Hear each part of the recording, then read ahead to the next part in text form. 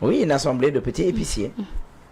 Parce que épicier mooy jaay ma xorom fukki dërëm jaay ma kaani juróom jaay ma poobar dërëm waaw non table yaa ngoone sax dañ lay jaay lu riche parce que boo déggee petit épicier il y a les grands épiciers et les petits épiciers. Le grand épicier il vend par kilo 2 kilos 3 kilos et tout. Voilà le petit épicier voilà le petit épicier ils vont juróomi dërëmu kaani ñaar dërëmu poobar juróomi soble voilà petit détail et on a vu une assemblée nationale de petits épiciers parce que voilà de petits épiciers parce que petit épicier ce que ça signifie mooy voilà day jaay lu sew en fait parce que yaa ma ne la yaa dugg yaa génn je pense que à part le ministre des finances ci li ma jot a dégguma fa kenn koo xam ne wax nga lu make sense quand même xam nga maa ngi dégg ndaag nga ne il faut ñu féliciter Ousmane Sonko le premier ministre parce que quand il est venu il a dit que on n'avait pas besoin de diguer man pour man bu nekkee dafa voyager pour xaalis sinon xaaral s'il te plaît buñ ne uti ji xaalis daf ko waroon a indaale et on n'a rien à féliciter de ce monsieur là on n'a rien à dire à ce premier ministre parce que joxuñu gëdd respecté wuñu xamuñu may kan xamuñu ñooy kan premier ministre buy dem vacances man damaa war a yëg ne premier ministre day dem vacances ndax xaalis bi muy demee vacances yaa ko jox maa ko jox keneen ak ko jox nekk est-ce que xam nga loolu kon bu ñu amee un premier ministre buy dem bi muy dem en tant que premier ministre Seyni su dul noonu nga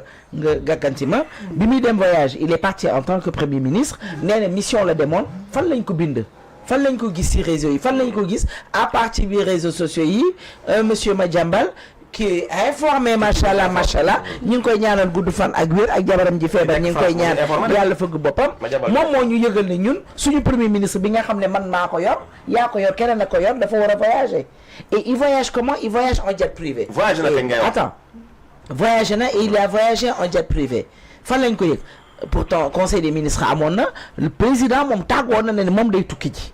bien vrai que demagul ba indi sërica mën naa mu indi sërica te yëguma ko ndax ñun li ñu gis état yi fi jaar yëpp soo tukkee ñëw fa nga taxaw ci aéroport ba defe naa fa nga doon waxee ne jëm naa lii jël naa lii am naa lii wala am naa lii wane ne que ñibbisi nga ak sërica musul ñibbisi ak sërica et le premier ministre dégguma fu mu tàggoo parce que amaana bu tàggoo woon nit ñi dinañ xam fi mu sërica xaalis bi mu non indi naa non mais sërica bi da nga koy wàccaale ci avion bi wala dañ la koy yónnee nga jot ko xaalis bi mu jëli lan moo tax mu jëli ko fan moo ko jëli ji on a entendu Madiambal di wax ne terrain bi nga xam ne suñu kii ñii foon suñu l'armée française était là-bas ñu ne bon ñu nee nañ ci li ñu dégg ñi ngi naan ñi ngi koy jaay à 129 milliards waa Singapour et c'est vraiment bradé buñ ko defee c'est parce que c'est un patrimoine national pour la ñu jaay ko waruñu koo jaay su nekkee am na Singapour loolu la ñu wax moom tey bi mu wax def na allusion sax ak Singapour de loolu boo amee attends on parle de quelque chose boo xam ne c'est sur la benn région sax suñu non mais c'est ni ça c'est pas des blagues wax na ko voilà c'est pas ndaw benn région moo ko aussi voilà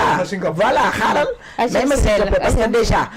suñu armée yaa ngi foofu ñaata camp militaire ñoo nekk foofu maanaam biir wakaam yëpp armée militaire moo fa nekk comment nga mën a jël bëgg jël benn étranger teg ko ci seen digg Seyni c'est risqué ou c'est pas risqué c'est dangereux le pourquoi ñu def ko pourquoi jëluñu foofu base boobu jox ko suñu armée suñu armée soxla na ko am na ci soxla ñooñu ñu bëgg a jëflanteel jaay rek ñoom ñu ut feneen fu ñu leen jox mais pourquoi ce choix là pourquoi ñu décider loolu est-ce que état du Sénégal moo est-ce que ñooñu ñoo bëgg foofu il y a beaucoup de questions yoo xam ne à se poser encore une fois j'étais vraiment découragé quand même parce que bi muy ñëw na fa pour tontu Abdourahmane Diouf ñëw na fa pour tontu Bassirou Diomaye Faye et encore une fois mi ngi wax ak justice bi mi ngi teg ci seen der loo xam ne indirectement parce que su ne ci biir loolu je sais pas est-ce que egg nañ fa wala yegg guñ fa su ne ne justice bi ñi muy jàppee. d'ailleurs foofu lañ na doon ñëw. voilà nañ ci ñëw. voilà je pense man daal xam naa dinañ gën a développer mais franchement gis naa daal encore une fois. yaakaar bu tas et je félicite ñi nga xam ne boycotté nañ mais que Pape Djibril Fall même s'il te plaît Pape Djibril Fall ñàkk boycotté bi baax na ci. parce que yëngal na gësa biir Assemblée nationale et lui il fait pas partie des petits épiciers. non yaakaar bu tas attends yaakaar bu tas attends xam nga yaakaar bu tas pour man nag il faut que mooy am nit buy changer quand même pour man Ousmane Sonko va venir effectivement maa ngi dégg Aïssatou di wax ne Ousmane dafa jënd glace Ousmane jëndu glace dafa changer stratégie oui dafa changer stratégie parce que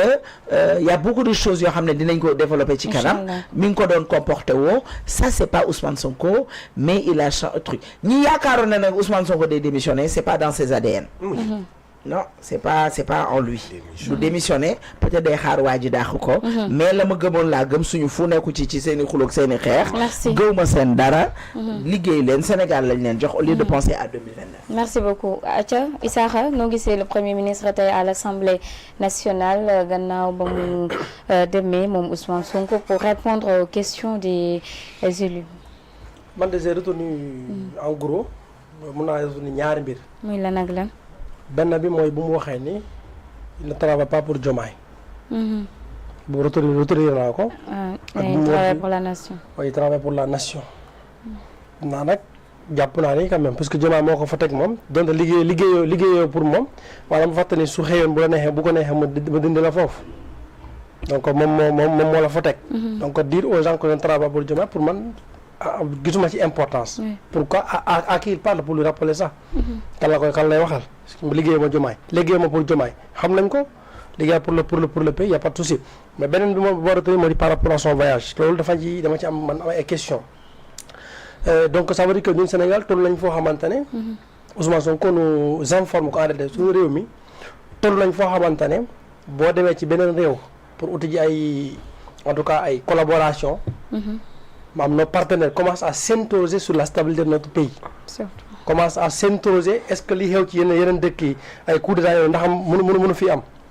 parce que noonu la ko waxee. nee na ki nga xamante ne kooku la demoon seeti kooku la bokk na ci ay laaj yi mu ko laaj. moo di est-ce que lii nekk di xew ci yeneen réew yi leen wër. ndax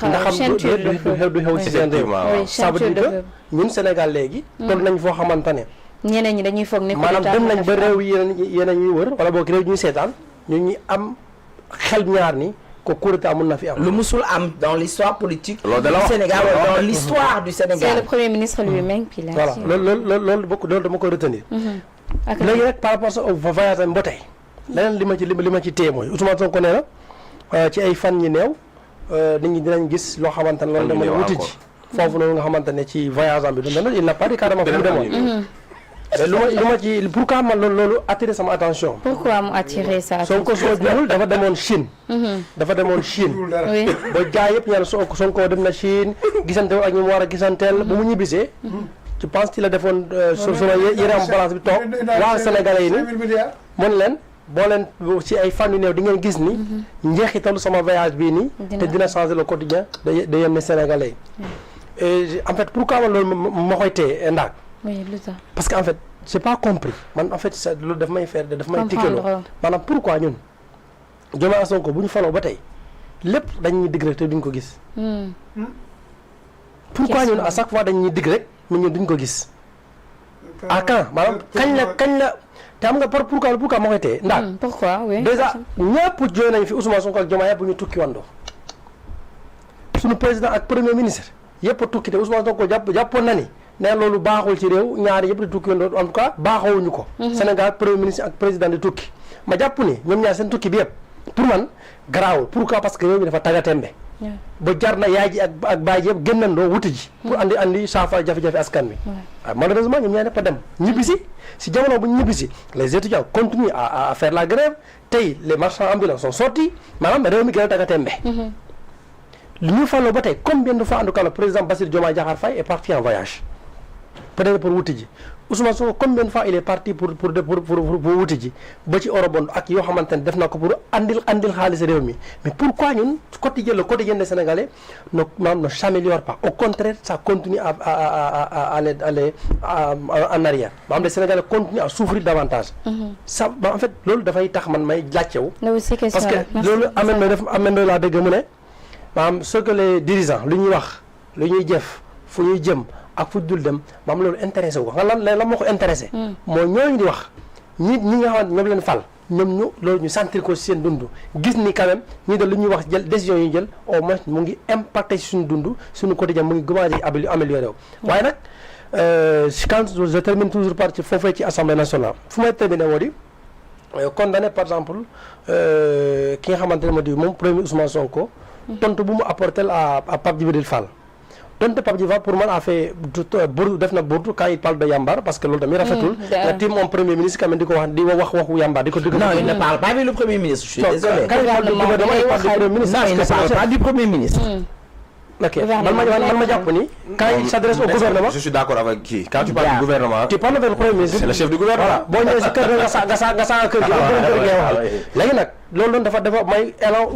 espace Ousmane Sonko pour mu mun koo tontu ko sa manière te boo seetloo ñeneen ñëpp question yi ba Pape Djibril Fall posé ministres yi ils ont répondu Pape Djibril Fall pour sur la question maanaam ci laaj bi mu leen laaj wala premier ministre Ousmane Sonko en a profité puisque les autres ne sont pas là yoo xamante ne mën na leen xas wala boog wax leen lu ko neex il a profité pour lépp lu mu xalaatoon wax ko ci Pape Djibril Fall di énumérer pour man c'est li mu bëggoon wax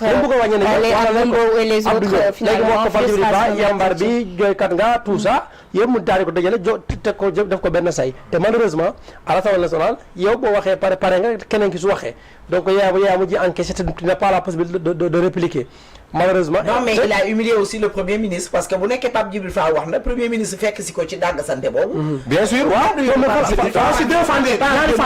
non mais Fall doon daal que Pape Djibril Fall moom moo ko may élan boobu noonu. mais moom moo fekk si ko waaye nag fekkoon moom mu fekk si ko. pour ma loolu noonu man fekk si ko. dafa rafetul sax maanaam le premier ministre sénégalais. toog ci l'hémicycle war a waxtaane sur les questions essentielles. effectivement di wax ay affaire yambar ay yooyu noonu. ça n'a aucun sens et malheureusement Ousmane Sonko dem na Assemblée nationale ba sonn ba tey ba mu jeex man personnellement je suis pas satisfait